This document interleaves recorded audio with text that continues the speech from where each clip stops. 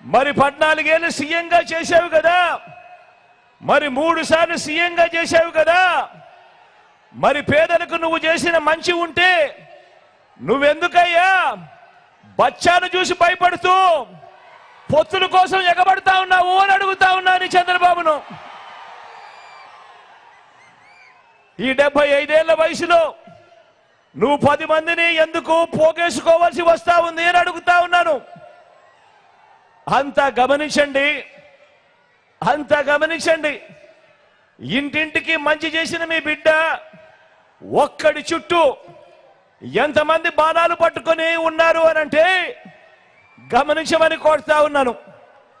మీ బిడ్డ ఒక్కడు ఒకవైపున, మరోవైపున ఓ చంద్రబాబు, ఓ ఈనాడు, ఓ ఆంధ్రజ్యోతి, ఓ టీవీ5, ఓ దత్తపుత్రుడు, ఓ బీజేపీ, ఓ కాంగ్రెస్, వీరందరూ సరిపోరు అన్నట్టుగా అనేక కుట్రలు, అనేక మోసాలు, అనేక అబద్ధాలు, వీరందరూ కలిసి మీ బిడ్డ ఒక్కడి మీద మీ బిడ్డ ఒక్కడి మీద బాణాలు పట్టుకొని చుట్టూ నిలబడి ఉన్నారు. ఇంతమంది నా చుట్టూ బాణాలు, రాళ్ళు, ఆయుధాలు పట్టుకొని ఉన్నారు.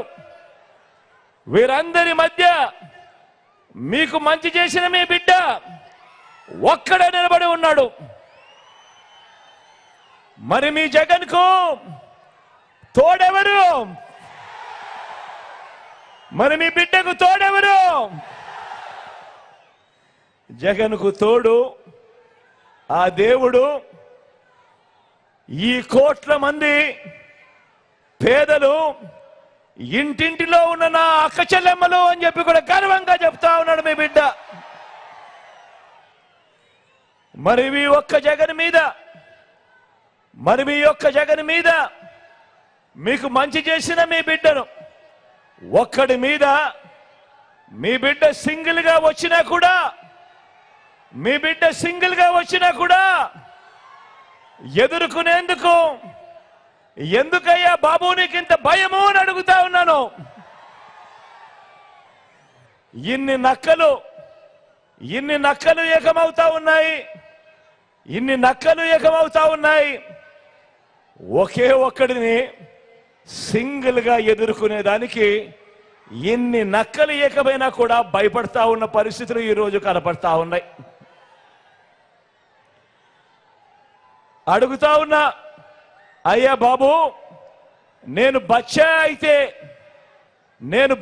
అయితే నా చేతిలో చిత్తుగా ఓడిపోయి కేవలం 23 మంది ఎమ్మెల్యేలను మాత్రమే గెలిపించుకున్న నువ్వు ఎవరయ్యా అని అడుగుతా ఉన్నాను.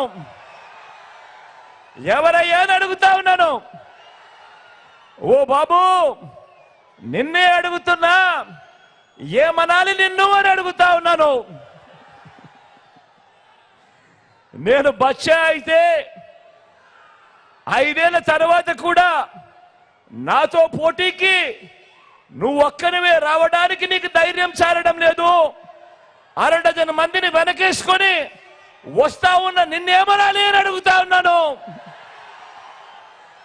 ఓ బాబు, నిన్ను ఏమనాలి అని అడుగుతా ఉన్నాను.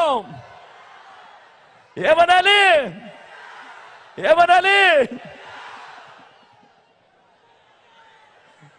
నేను బచ్చా అయితే ఈ 58 నెలల్లో గ్రామానికి, రైతులకి, పేదలకి, అక్క చెల్లెమ్మలకి, పిల్లలకి, అవ్వాతాతలకి, సామాజిక వర్గాలకి నేను చేసిన మంచి, ఇంటింటికి చేసిన అభివృద్ధి నువ్వు 14 ఏళ్ళు సీఎంగా ఉన్నా కూడా ఎందుకు చేయలేదు?